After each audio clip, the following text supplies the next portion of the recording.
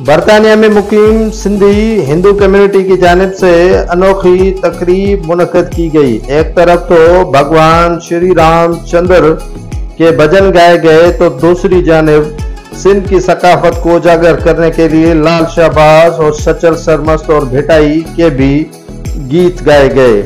Sindhi community जो बरतानिया में मुकीम है, सिंधी सकाफती के तकरीबात के हवाले से दोनों तकरीबात साथ साथ बनाई गई। डॉक्टर अशोक का कहना है कि वो सिंध से तो दूर हैं, लेकिन सिंध की याद और सिंधी सकाफत की याद मनाने के लिए ये हर साल तकरीब मुनक़द होती है, जिसमें सिंधी कम्युनिटी भरपूर अंदाज में शिरकत करती है।